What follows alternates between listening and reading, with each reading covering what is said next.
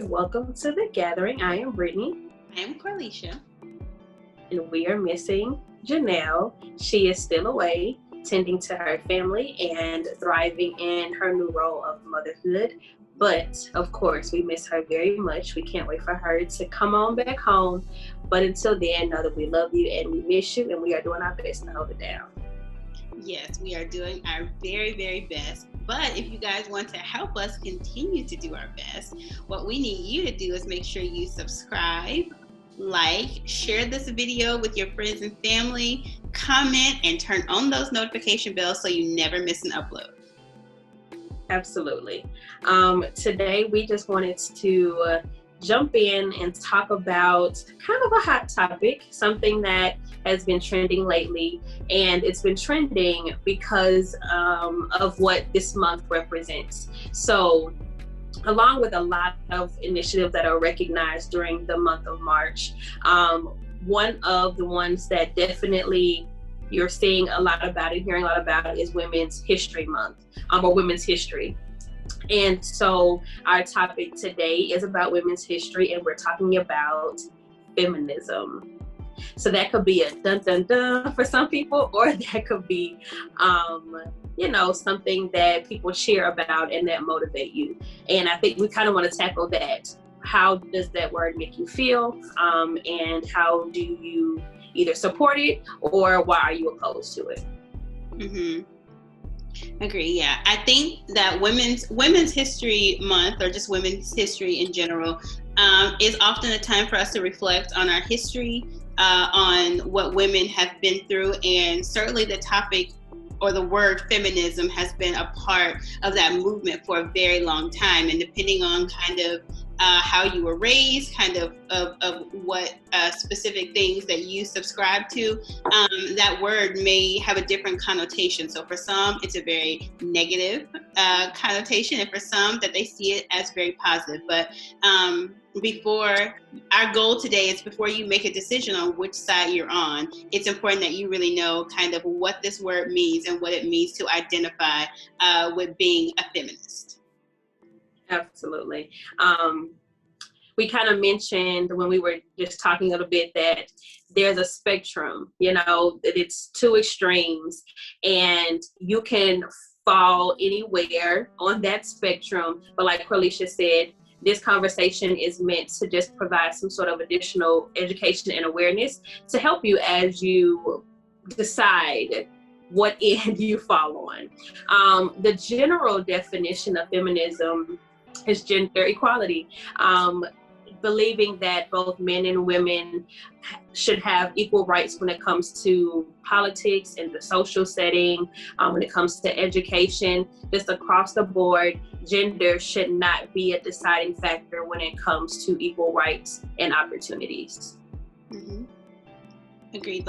So the base of the word is just, if you are a feminist, that just means that you are someone who believes in equality for the sexes. That if someone is doing the exact same thing, the exact same job, if someone else can make a decision for themselves, that other person should be able to as well. I think another thing that we kind of spoke about before we started was the idea of equality versus equity, and that sometimes because of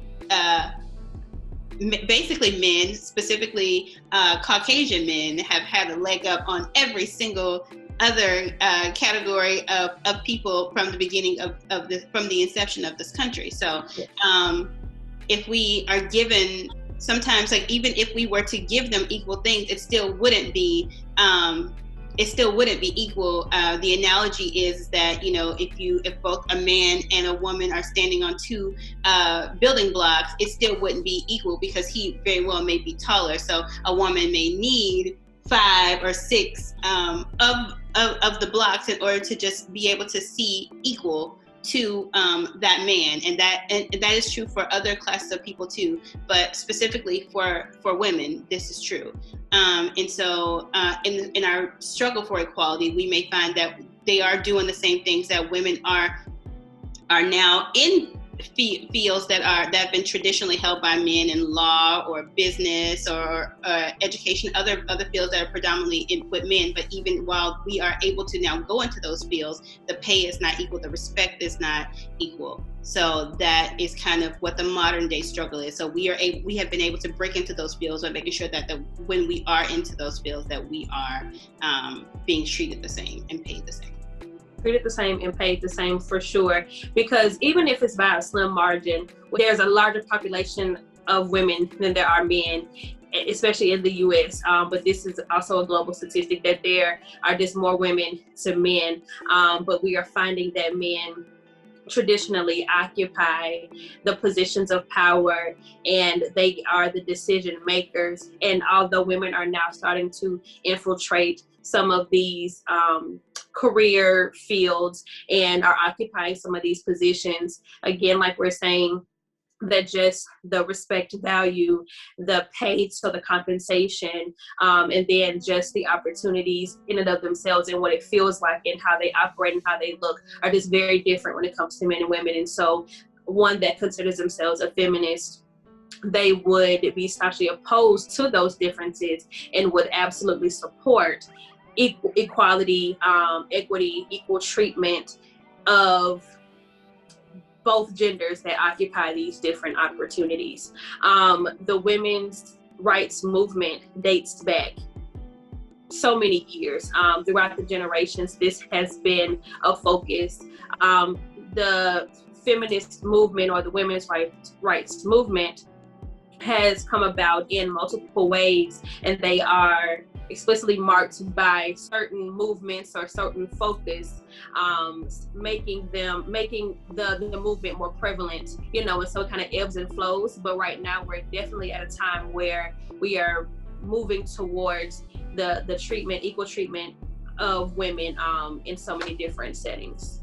Mm-hmm. And I think also, as important as us discussing like what feminism is or what it means to be quote unquote feminist, I think it's important that we also discuss what it is not.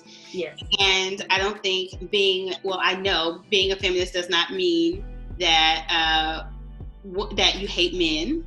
No. It does not mean that women are better than men. No.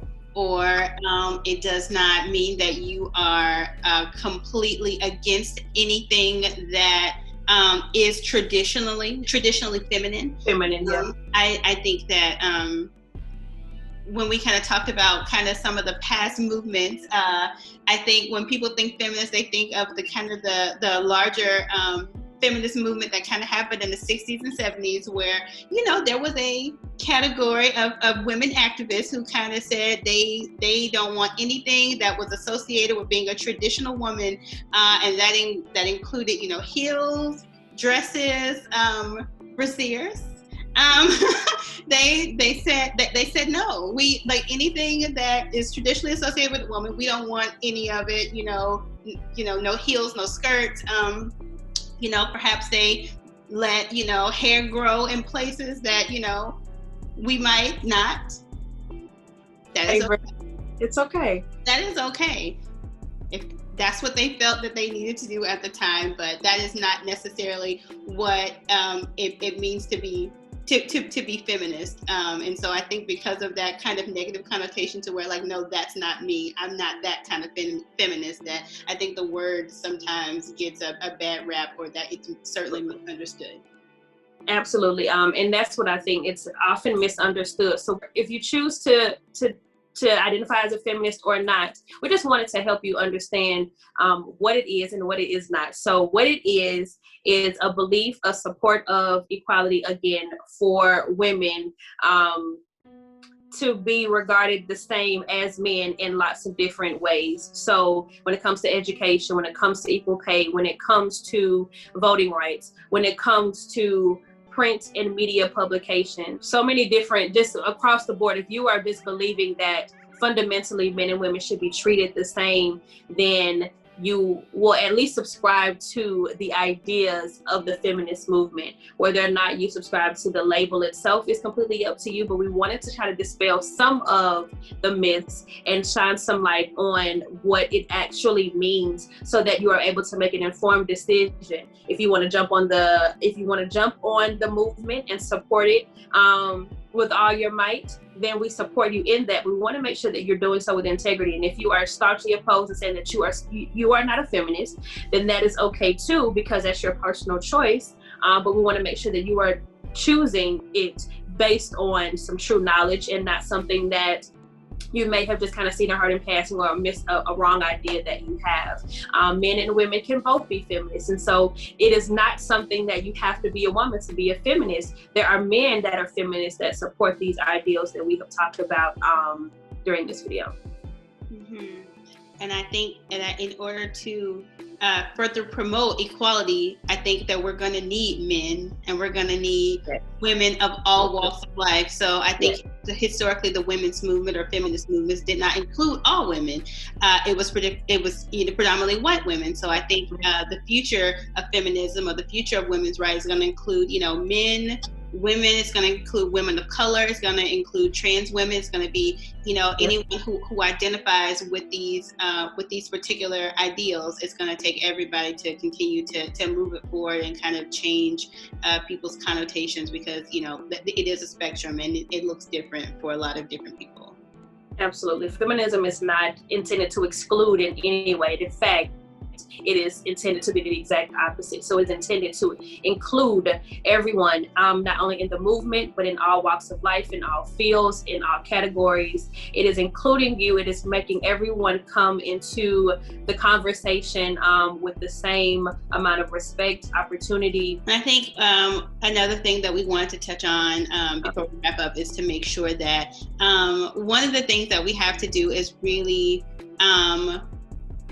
be attentive to the messages that we are sending the youth, because I think a lot of these kind of ideas about what a woman should do, or what a woman should be, or what field she should work in, I think are probably that come from adult conversations. And so sometimes it's joking, and sometimes it's probably more serious, but children hear conversations and they don't really hear the context. They don't really know the meaning, and they just kind of pick up words, and then they just kind of, without anyone ever really explaining to them like what this really means, or I was just joking, or whatever the case may be, and they kind of carry these philosophies through their lives, and they don't really have a true understanding of what that means. So be very, particularly with your sons and daughters, I guess, but that you're making sure that you explain to kids like why it's important for why gender equality is important, why it's important for men and women who do the same job to have equal pay.